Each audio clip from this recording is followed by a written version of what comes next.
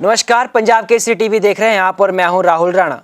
संपूर्ण हिमाचल में वक्त तो चला है दिन भर की तमाम बड़ी खबरों से आपको रूबरू करवाने का, लेकिन सबसे पहले एक नजर अब तक के हेडलाइंस पर। पुलिस भर्ती पेपर लीक मामले में सीएम ने की सीबीआई से जांच की सिफारिश। कहा अन्य राज्यों तक फैले हैं इसके तार, मामले में अब तक कई लोग हो चुके हैं गिरफ्तार। सीएम जयराम ठाकुर ने प्रागपुर में लगाई घोषणाओं की झड़ी, कांग्रेस पर भी जमकर कसे तंज। हिमाचल में शिक्षा व्यवस्था को लेकर दिल्ली के डिप्टी सीएम मनीष सिसोदिया ने बताया दयनीय। शिमला में किया शिक्षा को लेकर संवाद, भाजपा पर लगाए लोगों को लड़वाने और गुंडागर्दी फैलाने के आरोप।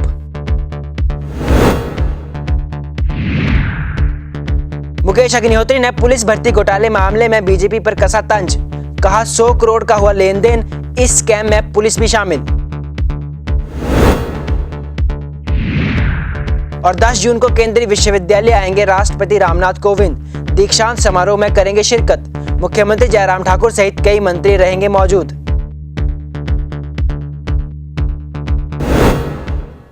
और अब खबरें विस्तार से। प्रदेश में पिछले कई दिनों से पुलिस भर्ती का मामला लगातार गरमाया हुआ था। ऐसे में कांग्रेस लगातार बीजेपी पर हमला कर रही थी। इसी कड़ी के चलते मुख्यमंत्री जयराम ठाकुर ने एक बड़ा फैसला लिया है और सीबीआई से अब इसकी जांच की सिफारिश की है। सीएम जयराम ठाकुर ने बताया कि इस मामले के तार अन्य राज्यों तक भी फैले हैं और एसआईटी ने इस केस में बेहतरीन काम करते हुए अन्य राज्यों से भी कई लोगों को गिरफ्तार किया है। मुख्यमंत्री ने कहा कि जब तक सीबीआई मामले की जांच शुरू नहीं करती तब तक एसआईटी ही मामले की जांच करेगी। के साथ भर्ती की प्रक्रिया को पूरा करने की दिशा में आगे बढ़ रही थी, लेकिन जब इस पर प्रश्न खड़े हुए तो हमने इसकी जांच भी निष्पक्ष तरीके से हो, इस बात को सुनिश्चित करने की हमने कोशिश की। एसआईटी ने बहुत बेहतरीन काम किया, लेकिन उसके बावजूद जब हमने इस बात को कि पुलिस विभाग द्वारा भर्ती की जा रही है तो पुलिस विभाग इसकी इन्वेस्टिगेशन की प्रोसेस से अलग रहे, एक बात, और दूसरे इसका जो दायरा जो है दूसरी स्टेट में भी जा चुका है, तो ऐसी सूरत में हमने कॉन्शियस डिसीजन सभी सरकार के साथियों के साथ लेने के पश्चात निर्णय किया है कि हम इस जांच को अब सीबीआई के सुपुर्द करें। और दूसरी बात में ये भी मैं कहना चाहता हूं कि सीबीआई की इन्वेस्टिगेशन की प्रोसेस जब तक शुरू नहीं होती, क्योंकि उनको इस केस को लेना होगा, उसके बाद वो सारी प्रक्रिया आगे बढ़ेगी, तब तक के लिए जो हमारी एसआईटी जो कॉन्स्टिट्यूट की है, जो इन्वेस्टिगेशन के प्रोसेस को आगे बढ़ा रही है, वो प्रक्रिया जारी रहेगी। तो ये कुल मिलाकर के हिमाचल प्रदेश देवभूमि के नाम से जाना जाता है और हिमाचल प्रदेश में ऐसी घटनाओं के लिए कोई स्थान नहीं है और हमारी सरकार में इन सारी चीजों के लिए, भ्रष्टाचार के खास तौर से और इस तरह के जो क्रिमिनल लोग जो हैं उनके प्रति हमारा जीरो टॉलरेंस है। मुख्यमंत्री जयराम ठाकुर आज कांगड़ा दौरे पर रहे। इस दौरान उन्होंने जसमा परागपुर के लोगों को कई करोड़ों की सौगात दी। मुख्यमंत्री जयराम ठाकुर ने 17 उद्घाटन व 21 शिलान्यास किए। इस दौरान सीएम ने 2 सब डिवीजन ऑफिस जसमा परागपुर को दिए। डाडासीबा के लिए वीडियो ऑफिस की घोषणा की। सीएम ने कांग्रेस पर निशाना साधते हुए कहा कि विपक्ष आरोप लगाता है कि हमने क्या किया, लेकिन प्रदेश की जनता को पता है कि हमने हर वर्ग के लिए काम किया है। सीएम ने कहा कि जसमा परागपुर में इस सरकार ने हर तरफ से विकास किया है। उन्होंने कहा कि आम आदमी पार्टी दिल्ली मॉडल की बात करती है, लेकिन हिमाचल का अपना मॉडल है और प्रदेश हर स्थान में बेहतर है। हर बात को दिल्ली के मॉडल बनाने की बात कह रहे हैं। हिमाचल एक ऐसा प्रदेश है जिसका अपना एक मॉडल है। कानून व्यवस्था की दृष्टि से पूरे देश भर में जो अच्छे राज्य हैं उसमें हिमाचल प्रदेश है। और उसी तरह से अगर शिक्षा क्षेत्र की अगर हम बात कहें, हम लिटरेसी रेट में भी हिमाचल केरल से पीछे नहीं, केरल के बराबर या केरल से आगे हाथ की तारीख में। और हिमाचल में भौगोलिक परिस्थितियां कठिन होने के बावजूद भी हमने शिक्षा के क्षेत्र में एक्सपेंशन भी किया है और अब हमारा फोकस है इंफ्रास्ट्रक्चर पर। और इंफ्रास्ट्रक्चर पर अगर हम बात कह रहे हैं तो उसमें निश्चित रूप से हिमाचल प्रदेश में हम बहुत तेज़ी से इंफ्रास्ट्रक्चर को स्ट्रेंथन करते हुए, मजबूत करते हुए उसमें हम सफल भी हुए हैं। हाँ, बहुत कुछ चीज़ें करने को है, लेकिन जो दिल्ली की कल्पना यहाँ के लोगों के दिमाग में वो डालने की कोशिश कर रहे हैं वो व्यवहारिक नहीं है। लोग इस बात को अच्छी तरह से समझते हैं, कहने की बातें हैं, लेकिन वो सारी चीज़ व्यवहारिक रूप से यहाँ पर हिमाचल प्रदेश में संभव नहीं है। प्रदेश में विधानसभा चुनाव होने जा रहे हैं। ऐसे में कांग्रेस और भाजपा के साथ साथ अब आम आदमी पार्टी ने भी कमर कस ली है। दिल्ली के उप मुख्यमंत्री और आप नेता मनीष सिसोदिया आज शिमला पहुंचे और प्रदेश की शिक्षा व्यवस्था को लेकर शिक्षाविदों से संवाद किया। मनीष सिसोदिया ने हिमाचल की शिक्षा व्यवस्था को लेकर भाजपा सरकार पर जमकर हल्ला बोला। मनीष सिसोदिया ने कहा कि हिमाचल सरकार ने सरकारी स्कूलों का बंटाधार कर दिया है, निजी स्कूलों को मनमानी लूट की खुली छूट दे रखी है। दिल्ली में यदि 5 साल सरकार में शिक्षा व्यवस्था सुधार कर सकती है तो हिमाचल में भाजपा सरकार क्यों नहीं। हिमाचल के 8,000 स्कूलों में 1 या 2 टीचर हैं, जबकि 10,000 स्कूल 1 या 2 कमरों में चल रहे हैं। भाजपा केवल लड़ाई झगड़े और गुंडागर्दी करवाने में विश्वास रखती है और काम करने में विश्वास नहीं रखती। हिमाचल प्रदेश के लिए बहुत ऐतिहासिक दिन है कि चुनाव से पहले हिमाचल प्रदेश के सरकारी स्कूलों की और प्राइवेट स्कूलों की शिक्षा पे, यूनिवर्सिटी की शिक्षा पे यहाँ बात हुई। हिमाचल प्रदेश के अलग अलग कोने से बहुत प्रबुद्ध लोग यहाँ पे आए और सबने बहुत एक मत से कहा कि भारतीय जनता पार्टी ने हिमाचल प्रदेश के सरकारी स्कूलों को तो बंटाधार कर दिया है और प्राइवेट स्कूलों को खुली लूट मचाने की छूट दे रखी है। मैंने यही कहा कि अपने आप में ये बहुत सौभाग्य की बात है कि आज हिमाचल प्रदेश की जनता अपने बच्चों के स्कूलों को लेकर बहुत जागरूक हो रही है। आज आपके पास विकल्प है। दिल्ली में जिस तरह से अरविंद केजरीवाल जी के नेतृत्व में Arvind Kejriwal model of governance के तहत शिक्षा पे बहुत अद्भुत काम हुआ, जिससे आज देश विदेश के लोग वहाँ से देखने आ रहे हैं, सीखने आ रहे हैं, वैसे ही हिमाचल में भी हो सकता है। अगर 5 साल में हिमाचल प्रदेश के अगर 5 साल में दिल्ली के स्कूलों की हालत इतनी सुधर सकती है तो पिछले 5 साल में भारतीय जनता पार्टी हिमाचल प्रदेश के स्कूलों में कुछ काम क्यों नहीं कर पाई। एक तरफ जहां मुख्यमंत्री जयराम ठाकुर ने पुलिस भर्ती मामले में सीबीआई से जांच की सिफारिश की है, तो वहीं मुकेश अग्निहोत्री ने भाजपा पर तंज कसा है।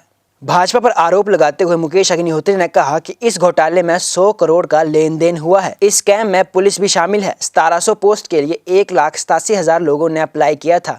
75,000 लोगों ने फिजिकली पास किया था और 26,000 ने परीक्षा पास की। 8-8 लाख में पुलिस का पेपर बिका, जो कि 1500 से लेकर 2,000 लोगों ने खरीदा। कि इसका मास्टरमाइंड कौन है, पुलिस ये बताए। आज दिन तक पुलिस के किसी भी ऑफिसर ने इस घोटाले पे मुंह नहीं खोला है। मुख्यमंत्री कोशिश कर रहे हैं कि जल्दी से, उन्होंने पेपर रद्द कर दिया। पेपर रद्द करने के बाद जो ऑफिसर भर्ती प्रक्रिया का ऑफिसर था उसकी ट्रांसफ़र कर दी। मुख्यमंत्री की कोशिश ये चल रही है कि किसी भी ढंग से इस परीक्षा को दोबारा करा दिया जाए, जल्दी से जल्दी करवा दिया जाए और इसको जो है किसी ढंग से इस प्रकरण पे लिड लगा दी जाए, ताकि, तो वो कह रहे हैं कि हम इस परीक्षा को जल्दी करा रहे हैं। सवाल परीक्षा जल्दी करवाने का नहीं है। सवाल तो ये है कि आपने एसआईटी बनाई। मुख्यमंत्री हिमाचल प्रदेश के लोगों को ये बताए या कि ये 2 लाख लोगों का गुनाहगार कौन है, उनकी सरकार है या पुलिस में बैठे कुछ लोग हैं। कौन लोग हैं जिन्होंने 2 लाख लोगों की परीक्षा के पेपर को बेच दिया? कोई तो सौदेबाज होगा। आखिर 75,000 लोग तो रिटर्न में जो है परीक्षा में बैठे हैं। 10 जून को राष्ट्रपति रामनाथ कोविंद केंद्रीय विश्वविद्यालय आएंगे। इस दौरान वे दीक्षांत समारोह में शिरकत करेंगे। हालांकि इससे पहले ये दीक्षांत समारोह साल 2019 के सितंबर महीने में आयोजित किया गया था, लेकिन कोरोना के कारण इस पर विराम लग चुका था। मगर इस बार फिर से इसे भव्य तरीके से शुरू करने के लिए केंद्रीय विश्वविद्यालय के कुलपति प्रोफेसर संत प्रकाश बंसल ने बीड़ा उठा लिया है और उन्होंने कंबाल संभालते ही सीधे राष्ट्रपति को इसके लिए न्योता दिया और राष्ट्रपति की ओर से भी ये न्योता स्वीकार कर लिया गया है। आज की प्रेस कॉन्फ्रेंस मेनली हमारा जो छठा दीक्षांत समारोह हिमाचल प्रदेश केंद्रीय विश्वविद्यालय का ये होने जा रहा है।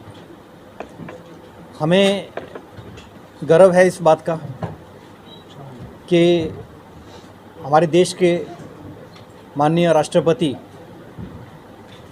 उन्होंने एक्सेप्ट किया है, वो हमारे इस समारोह के मुख्य अतिथि होंगे।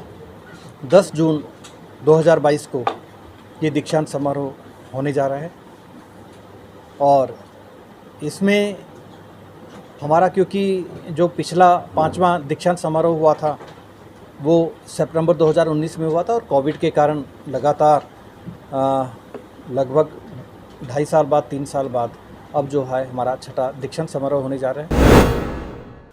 और पिछले 15 दिनों से लगातार कुल्लू अस्पताल में धरना प्रदर्शन जारी है, लेकिन सरकार अभी तक मांगे नहीं मान रही है। स्थानीय विधायक सुंदर सिंह ठाकुर ने सरकार पर आरोप लगाते हुए कहा कि अभी तक किसी भी डॉक्टर ने अस्पताल में अपनी ज्वाइनिंग नहीं दी है, जिसके चलते मरीजों को निजी अस्पतालों में अपना इलाज करवाने के लिए जाना पड़ रहा है। उन्होंने कहा कि ये सरकार बहरी हो गई है, जिससे जनता की आवाज़ उन्हें सुनाई नहीं दे रही है। इससे पहले प्रदेश में खनन माफिया सक्रिय था, लेकिन अब स्वास्थ्य माफिया भी सरकार के साथ मिलकर काम कर रहा है। भैंस के आगे बीन बजा रहे हैं, लेकिन मैं तो ये समझता हूँ ये जो भैंस है ये बाहर से तो काली है, ये अंदर इनका मन भी काला है। ये जो सरकार है भैंस बन गई है। 15 दिन से यहाँ पे जनता, मैं खुद चुना हुआ विधायक यहाँ बैठा हूँ और शर्म आनी चाहिए इनके जो यहाँ पे इनके नेता। आप देखिए कि इससे बड़ी बात क्या हो सकती कि इन 15 दिनों में 2 बारी मुख्यमंत्री कुल्लू आए। ये गरीब जनता देखिए, आप इनकी आंखों में आप देखिए कि क्या क्या अस्पताल में क्या हालत है। और आज अब तो मुझे ऐसी बातें इस अस्पताल की पता चल रही है कि कुछ डॉक्टरों ने अंदर धंधा चला के रखा है। रोज़ के आप पिछले कुछ सालों में आप देखेंगे यहाँ पे MRI के इतने टेस्ट हो रहे हैं जिसकी सीधी कमीशन डॉक्टरों को जाती। और बिलासपुर में पहला मुख्यमंत्री लोक निर्माण बनकर तैयार हो गया है। इससे लोगों को काफी हद तक सुविधा मिलेगी। खाद्य नागरिक आपूर्ति मंत्री राजेंद्र गर्ग ने मंगलवार को घुमारवीं में 30 लाख रुपए से निर्मित जिला बिलासपुर का पहला मुख्यमंत्री लोक भवन का लोकार्पण कर जनता के सुपुर्द किया। इस मौके पर मंत्री राजेंद्र गर्ग ने कहा कि मुख्यमंत्री लोक भवन मुख्यमंत्री जयराम ठाकुर की सर्वोच्च प्राथमिकताओं में से एक है। इसके लिए सरकार की ओर से प्रति विधानसभा क्षेत्र 30 लाख की राशि स्वीकृत की गई है। उन्होंने कहा कि घुमारवीं पंचायत परिसर में बने इस मुख्यमंत्री लोक भवन से क्षेत्र के लोगों को काफी लाभ मिलेगा और स्थानीय लोगों को आवश्यकता अनुसार शादी व अन्य समारोह के लिए इन भवनों का प्रयोग किया जाएगा। मुख्यमंत्री श्री जयराम ठाकुर जी का ये संकल्प है कि प्रदेश की सभी विधानसभाओं के अंदर मुख्यमंत्री लोक भवन बनने चाहिए, ताकि प्रदेश के गरीब लोग जो हैं वो भी अपने सामाजिक कार्यक्रम, धार्मिक कार्यक्रम और अपने विवाह समारोह आदि जो है वो अच्छे स्थानों पर, खुले स्थानों पर कर सके, अपने समाज के साथ मिलकर, अपने रिश्तेदारों के साथ मिलकर। क्योंकि सभी लोग बड़े होटलों में या मैरिज पैलेसेस के अंदर इस प्रकार के आयोजन नहीं कर सकते, क्योंकि वहाँ ज़्यादा पैसा लगता है। इसलिए नॉमिनल दरों पर हमारे आम आदमी, गरीब आदमी भी अपने परिवार के शादी समारोह इत्यादि शान शौकत के साथ कर सके, जिनके ऊपर किसी प्रकार का बोझ आर्थिक रूप से ना पड़े। ये कल्पना श्री जयराम ठाकुर जी की थी और उन्हें 30 लाख रुपए जो है हर विधानसभा क्षेत्र के लिए जो है इसके लिए आवंटित किए हैं। और घुमारवीं में आज मुख्यमंत्री लोक भवन का निर्माण पूरा होने के बाद इसका उद्घाटन करके जो जनता को समर्पित कर दिया गया है और इसके लिए हम मुख्यमंत्री श्री जयराम ठाकुर जी का बहुत बहुत आभार व्यक्त करते हैं। और जिला कुल्लू के 4 लाइन प्रभावित अब एक बार फिर से सड़क में उतरने की तैयारी कर चुके हैं। उन्होंने कहा है कि सरकार हमारी मांगे नहीं मान रही है, जिसके चलते वे फिर से प्रदर्शन करने को मजबूर हैं। बार बार बैठकों के बाद भी 4 लेन प्रभावितों का अभी तक कोई स्थायी समाधान नहीं निकल पाया है।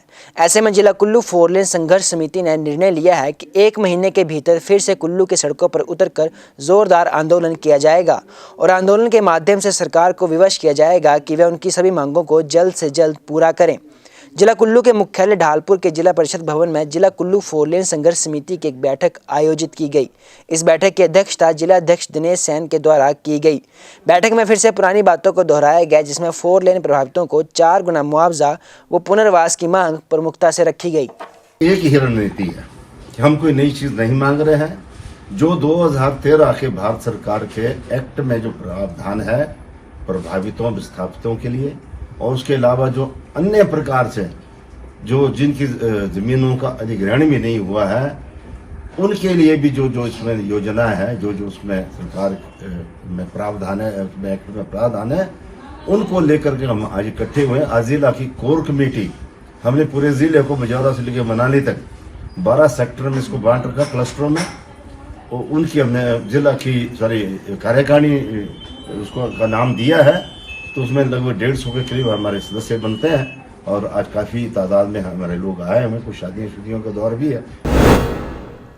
जिला मंडी के बॉय स्कूल में आज डेंगू दिवस मनाया गया और इसमें छात्रों को डेंगू के प्रति जागरूक किया गया। वैसे तो राष्ट्रीय डेंगू दिवस 16 मई को मनाया जाता है, लेकिन 16 मई को छुट्टी होने के चलते मंडी के बॉय स्कूल में आज राष्ट्रीय डेंगू दिवस पर जागरूकता कार्यक्रम आयोजित हुआ, जिसमें जिला स्वास्थ्य अधिकारी दिनेश ठाकुर और नगर निगम की मेयर दीपाली जायसवाल ने बच्चों को जागरूक किया। जिला स्वास्थ्य अधिकारी दिनेश ठाकुर ने बताया कि डेंगू मादा एडिज इजिप्ट मच्छर के काटने से फैलता है। डेंगू कई तरह की बीमारियों का कारण बनता है, हमें इससे बचना चाहिए। तो इसका मेन मकसद था कि जो डेंगू के कारण जो बीमारियां फैलती हैं उसे कैसे रोका जाए।